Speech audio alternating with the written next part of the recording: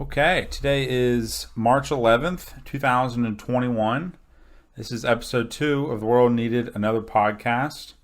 Once again joined by Gino. Gino, how's your week been so far? Hey, Anthony. My week's going well. It's going well. How is the week treating you? Good, fast. I keep thinking today's only Wednesday, so it's Thursday as we record this. Week's going by fast for me. Looking forward to March Madness. Can't wait to be degenerate with that. So, yeah. Oh, yeah. Lots of basketball this weekend. I missed it last year. I mean, I truly did. Yeah, that was the first. Honestly, COVID took a lot away from me, but that was the first thing it took. Yeah, it might have taken my sense of smell, my sense of taste, but took my nothing March equates to Madness. the March Madness. Exactly. I agree wholeheartedly. Well, before we get started with today, I need you guys, listeners, to do some things. So I need you to follow the podcast on Podbean. That's going to be The World Needed Another Podcast. You can also check us out on Spotify. Once again, The World Needed Another Podcast. And the same thing on YouTube. So please, I encourage you to watch on all three platforms. We get triple the ad revenue, so we definitely need that. So follow us on those three sites, and we'll get a Twitter going for in the future. So look out for that. This week we're going to talk about tip of the week. So how to invest in today's climate. Silly things people do that we get to observe. My favorite segment, scam of the week, and we're going to cap it off with some email questions. So please write us an email, give us some fan mail. You can send those to theworldneededanotherpodcast at gmail.com.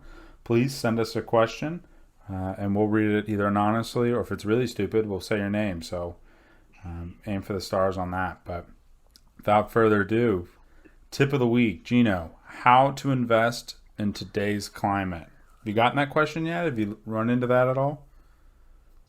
Yes, I've actually had this same question several times this week, which is why I wanted to bring it up today.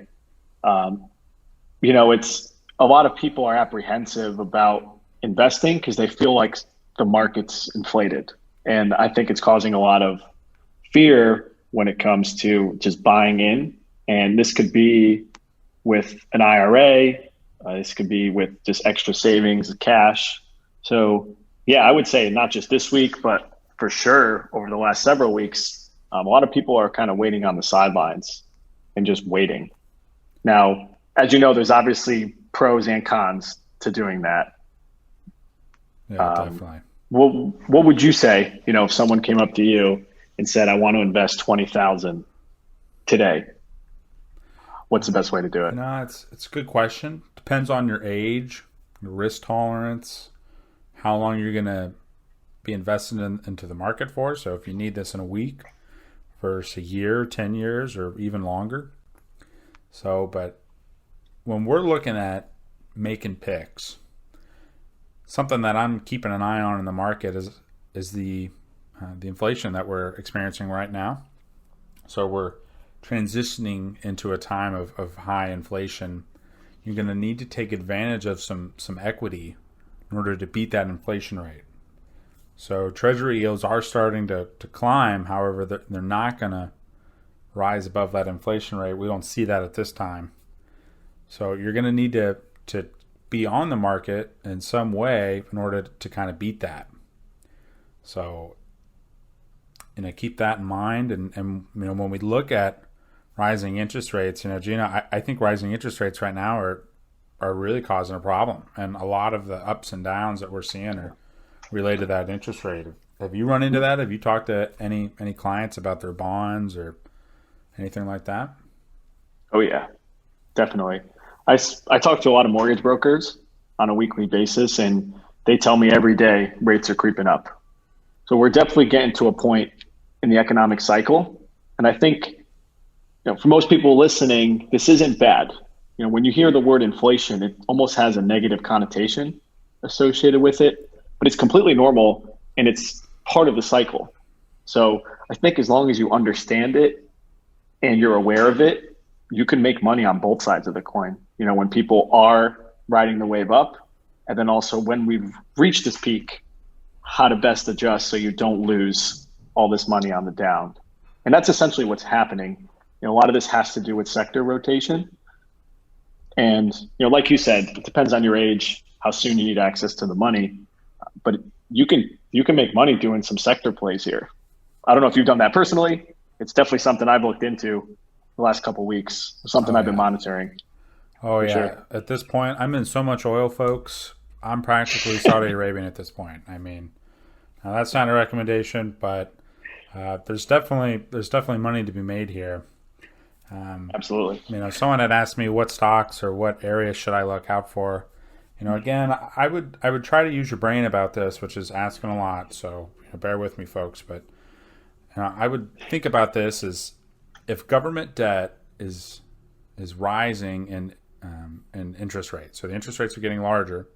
So that government debt that a lot of these companies, particularly growth companies, are used to finance that growth, if that's getting more expensive, then their operating costs also increase. So that may hurt them. So, ask yourself if there's an economic correction, where might be a good spot? Probably in investments that people will continue to buy, or in companies that will continue to sell their product when there is a recession. So, Gina, you've probably heard of this, but you have recommended communications are a good one.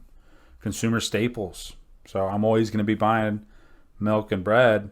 I may not be buying the latest iPhone during a correction, but some things I will continue to buy. So, look out for that. And most importantly, hope is not an investment strategy. Gina, would you agree? Yeah. And indecision isn't a good investment strategy either. Indecision is a decision.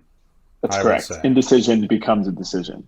That's exactly right. So don't be caught on the sidelines because you were too afraid or you're not sure where the next move is. You got to talk to a professional. I mean, so much about this market is there's so much data and so much going on. If you're not speaking to an individual, if you're one of those people that think your company gives a shit about your retirement through the provider they give you, get out of here. That's the real tip of the week. Don't trust your company to invest for your 401k. Don't trust those advisors. Talk to a professional. If you're concerned about today's climate, you got to talk to someone. So that's definitely there. Absolutely. And don't trust a mutual fund. I will add to that as well. The mutual fund doesn't necessarily operate day to day. It's much more of a predetermined set allocation. So when it comes to a mutual fund, understand exactly how that fund operates. And maybe you'll find that you're overpaying, for something that's not kind of it's not only not doing well, but it's predetermined from years and years and years in advance. So you could be missing out on some opportunity. Bad strategy. I agree. Well, you were on a different note. You were sharing with me, a mistake that you saw this week. Tell me a little about it. That was an interesting case. Yes. So thank you for the nice transition, Anthony. This is my personal favorite. My personal favorite segment, the dumb shit that clients do. So I can give you like 5 examples, but one in particular, one happened recently. It was a woman I met yesterday, and this lady, 61 years old, she's worked in her field for almost 30 years. So she's been different companies. One company ended up getting bought out while she was there. So she stayed at the same location, different employer, and she's been saving into the 401k at the match for almost 30 years. She make a lot of money? Salary? Decent, about a 180 a year. So folks, that's at least $7,000 a year, I'd say, for 30 years. Yeah, and if she's getting a match, which she is, she's putting in closer to like 10,000 per 10 year. 12. Yeah. So one thing that blew me away. Now she's conscious about saving. She's been saving into the 401k for a good amount of time. And what I found doing this job, which I'm sure you've recognized, pretty quickly. As long as you start saving a good amount early, it's not so much the rate of return that matters as much as the amount of money you're willing to save per year. Definitely. So I read a statistic about this recently, but I want to say it was Vanguard, Charles Schwab. They said that 75% of your retirement savings has to do with the amount you save, and only 25%. And I could be off with the numbers by 1 or 2, but only 25% have to do with the actual rate of return and how much you've accumulated. Yeah, I can believe that. I mean, think about it, folks. You get a dollar for dollar match in your 401k. What other investment out there is guaranteed to give you 100%? You put $1 in, you get $1. That's one of the most powerful returns right there. So, okay, so she had been doing up to the match. Yep, up to the match, which I'm ballparking because I didn't really get hard numbers from her, and she wasn't that familiar with everything she had going on. She knew it existed, but wasn't something she looked at frequently. So she's been doing this for about 25 years. Now, if she's putting in $800 per month for 25 years, just simple compounding interest, even at 5% rate of return, she'd have $476,000. So being a very conservative investor, this individual would have $475,000. If she invested in the S&P and gotten stock-like returns, she could have closer to $1 million. If she got around 9 or 10%. But no, the one thing that struck me with this lady, which I felt horrible that I didn't meet her sooner, all her money was in a money market account. Wow. And it's been that way for about 25 years. Ooh. So this old lady who is preparing for retirement at 61, has goals of retiring at 65, has put this much money into a retirement plan, getting tax deferred growth. She's been getting around 2%. Yeah. And she has, because of when I met her, the market with interest rates, it hasn't grown much at all lately. So interest rates are down in money markets, but she basically had a savings account for the last 25 years. And she had just shy of about 300 grand.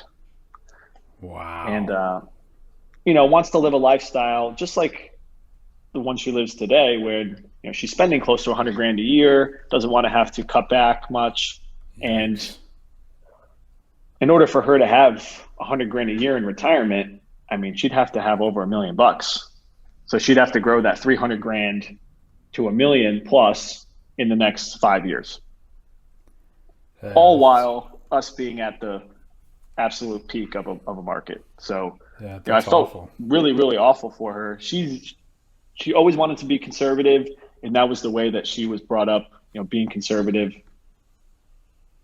Now, folks, why this is so impactful and why this is so important is, when you start saving early in life into something like a 401k, that money is meant for retirement. So you can't access that money until 59 and a half, or you'll pay a penalty.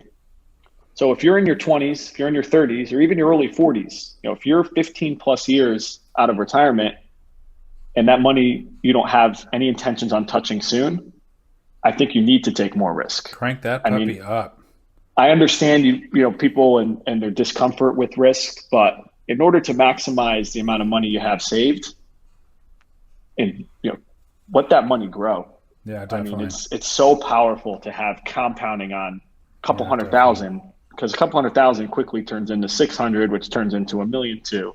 So I guess this went from dumb shit clients do to my tip of the week. My personal tip of the week is, folks, if you're more than 15 years out from retirement, put some horsepower in those investments. Yeah. If you don't need that money, if things are okay, you're still making a salary, you see yourself staying in your position for a good amount of time, it's only going to benefit you in the amount of money you have by the time you retire.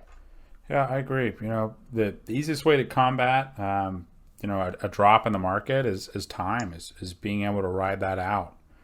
Right. So, when you're 15, 20 years out, you've got nothing but time to ride a down market, that's all you need. Go ahead and turn that baby up, and at least get some S&P 500 growth, folks. And the other thing that is probably the case, no woman invests in money market funds for 25 years without talking to anyone with a brain in finance.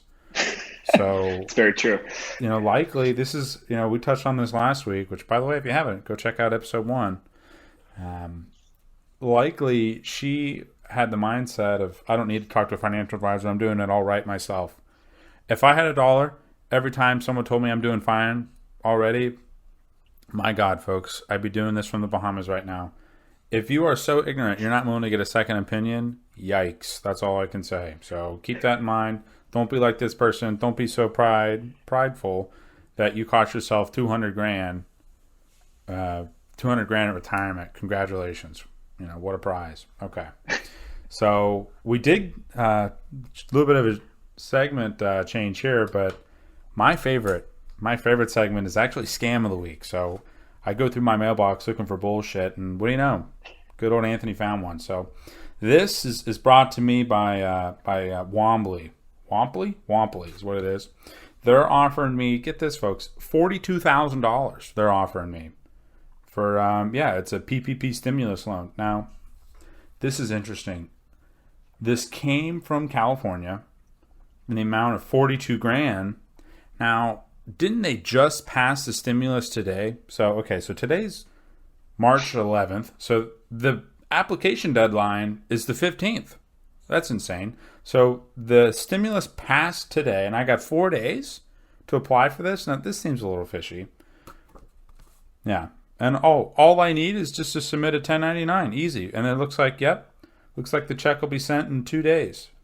Folks, how is $41,000 going to get across the country in 2 days for something that only passed today? If you are receiving things in the mail talking about stimulus, if it isn't stamped from the government, throw that crap away. For $42,000, they don't even talk about the interest rate on this. I mean, who knows what this could be?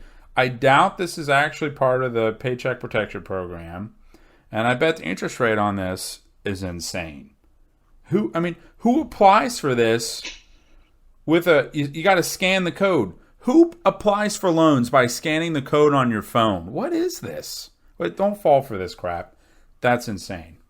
Don't fall for that. So, Scam of the Week, get out of that. Have you actually have you looked up that Womply or whatever the? I have. So I did. I haven't gone to the website. I didn't scan it, but I did. All I typed into Google was, is Womply a scam? And that was it was filled in for me. Everyone's been Googling that.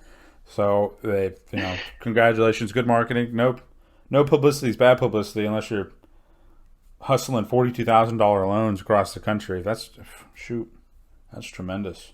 So they're not a government agency. No, I mean, you don't have to be to give these loans out. You just have to be a bank. But who's driving down the street with their paycheck in their pocket and they're like, I'm looking for a bank. I don't want Chase. I don't want U.S. Bank.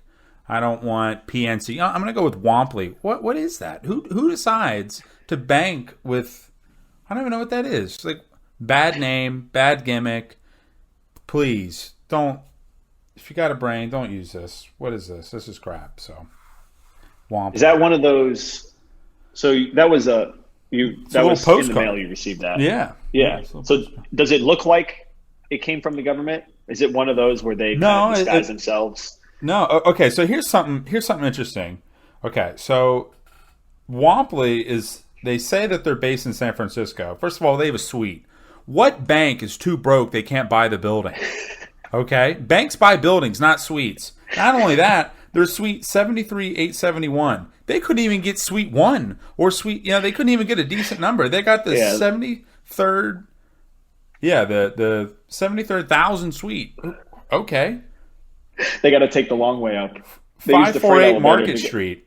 Very descriptive. All right. Now, the stamp on it came from Frederick, Maryland. Anthony, they pay California taxes, so you can't discount that. So the stamp is from Maryland. The address is San Francisco, and it made its way to me in Florida. That's insane. So I know exactly what you're talking about. I get these types of mails all the time where it looks like it came from somewhere important, right? It says urgent. Yeah, urgent. Right on the right on the like the actual piece of mail, right? And you open it, and it's about your car warranty, be expiring, or it's about a fake bank giving out loans. So yeah, crazy. I can't imagine they generate a ton of business through. I don't know. I'm sure they mailers, do. But I'm sure they do. No with a brain. Well, the last thing that we wanted to touch on is we started the email last week. So we did get some mail. So we're going to read through these. I'll read them and we'll kind of bounce off each other a little bit here. But you don't want me to read? I can read them. Yeah, you can if you want. Sure. No, we will rotate. So I'll do the first one. So we had a few emails. The first one I'm looking at is from a young professional. It says he's just getting started with retirement savings. Where should he save first? So it's pretty general. I mean, there's a lot of variables with that. So yeah, do you want to start that one off? I would, someone like that when you're young, there's a couple things that I want you to take care of first. I want you to definitely start your 401k. If you're offered a company 401k, you want to get that going. Personally, you may consider an investment strategy that only gets up to the match. So there's a pretty neat tax situation that there's really no benefit max contributing to a 401k, because whether you pay the taxes now or you pay it later, works out just about the same. So at least do up to the match. Liquidity is very important. Get you a house going. You may want to consider, based on your age, some high horsepower life insurance. Might be a good way to get things started. You may want to consider a Roth if you're under the income amount. But in the beginning, late 20s, early 30s, you just want to put away as much as you can. And if you can as well, try not to make it all into your 401k. Be aggressive, I think, is a good idea, and get a house going as soon as you can. Houses are great investments. So, yeah, young professional, I think it's pretty easy. Yeah, I would agree with everything you said, and I think there's definitely those first couple things you want to knock out. So if you're not at least contributing up to the match, start there. Yeah, definitely start with the match. Look at your cash flow, see how it affects you, with some of your spending money and Play-Doh. Yeah. Then once you have up to the match, I think then you could start looking at any sort of outside investments, things like brokerage accounts, or it could be a Roth IRA. Yep. Now, the reason why I probably lean towards those two to start, I mean, it does depend on the person, of course, but you have some liquidity, and I think every young person should buy a house as soon as possible. You can. Absolutely. Put the least amount of money down and finance it, because what you're doing by renting up until your late 20s, early 30s is you're making somebody else rich, building them equity. So get started early with the house. If you can afford to save and you don't want to buy a house in the next year or 2 years, put that money in a brokerage, buy some stocks, buy some ETFs, and take that money out in a few years. Definitely. You'd be crazy to leave it in a savings or some sort of checking account. So I think first you knock out the 401k, then you buy yourself a house, and then anything on top of that where you're talking about large sums of money being saved, that will depend on your tax bracket, where it should go. That'll depend on your risk tolerance, whether you have a family or not. So there's a lot more variables, but for those young stuff like brand new BMWs, expensive 2 to 3 month long vacations. Unless you're getting an M5. M5's totally fine. Just finance them. Don't buy them. Yeah. Don't put a lot of money down. Honestly, drive a Honda Beater, folks. Honda Beater never do you wrong. I'm going to get buried in my Honda Beater. Just keep that in mind. All right. Yeah, but most girls don't want to be picked up on Friday night in a Honda CRV. No offense. Listen, but the gas mileage, out of this world. Like I said. The warranty is amazing. I'm getting it fixed tomorrow for free. Insane. What a return on investment. Crazy. All right. Beat you in the race. Question 2 was, I want to buy an investment property. What should I look for? Another vague question. Maybe next time for the listeners, don't be afraid to be specific. You can mention your age. You can mention things that are impacting you today. Absolutely, folks. Most of the time, this is $750 for these kind of questions, so you're getting a discount. Let's give me some more information here. So I don't know, but what do you want to assume? What would you look at? What would help you make a decision? Well, I assume by age 40, you're probably looking at a second piece of real estate. I think that's fair. I'm hoping sooner, way sooner, but not all of us are, slinging what you're slanging over there, brother. So, if you're in Florida, you probably thought about this recently, because everybody in Florida talks real estate. Now, I think just in general, when it comes to purchasing investment properties, what you want to look out for is rate of return. So a lot of folks want to get the investment property because it sounds nice. It can maybe be a vacation home, a second home in some cases, and you Airbnb it out. So a lot of folks get the property because it sounds someone nice. said it. Yeah, someone said it was a good idea, or it sounds good to say, I have a vacation home or a second home and I rent it out. What you really should be looking at is, number one, what is it going to cost you every single month? So based on mortgage, taxes, insurance, like what is the actual expense? And what could you possibly charge in terms of rent? So the best way to look at this is really look up comps in the area. If you're looking at a single family home, renting that out to somebody, look at other single family homes that are being rented in the same subdivision or the same area.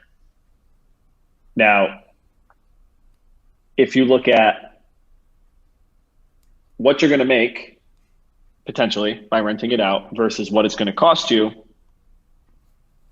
what is your net gain? What is your net profit? A lot of times, I talk through this type of stuff with folks, and they soon find they didn't consider any of it. Well, not only that, but the most money they're going to get off of this investment. Because if you take into account, what it's getting you per month and what it's costing you, you may find that the market cap or the rate of return on this specific investment is only 2-3%. Is your money better off in the stock market growing much more than 2 or 3%? Those are some of the decisions you should think through before just buying a house because it sounds nice to say you own another house. Yeah, definitely. But make good decisions around real estate. Real estate's not an I win button. It's it can be just as risky as any stock or mutual fund you buy. So make good decisions. We got a third question as well, and we'll leave on this note. But person is saving for retirement. They've only ever saved inside their 401k. Is there anything else they should be doing? And then all the money they've saved is pre-tax. So, again, this is an interesting scenario. You need to make intelligent contributions to your retirement. So you have to understand the impact of what you're doing. You're saving all this money pre-tax. Sure, you're taking the money off your taxable income this year. What about when you get to retirement? All the money that you pull, you're going to pay ordinary income on. For this person, again, they didn't give us a lot of information, but generally, you want to look at how your money's being saved on a tax status. You want to look at things like, is there anything I could have that is going to actually make this income? What's your distribution strategy?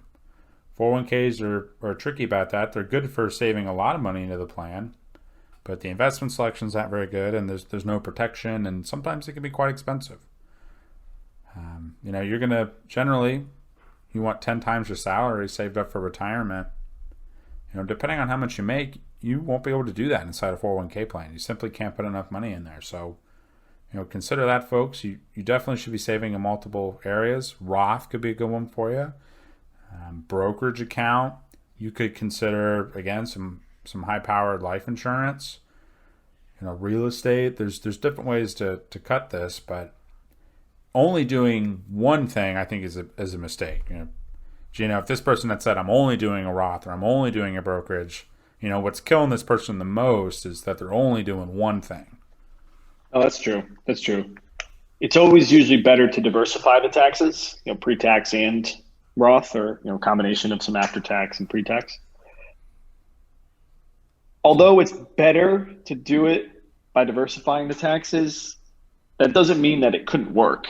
So I ran into scenarios where, as long as folks are putting a good amount of savings in and they're living well below their means, and it all happens to be in the 401k, as long as they're good savers, and they could have plenty of money saved, even with the high taxes, to make this thing last. So although it's not ideal, there's definitely missed opportunity, having all this money on a pre-tax basis and not changing that strategy 10, 20 years ago.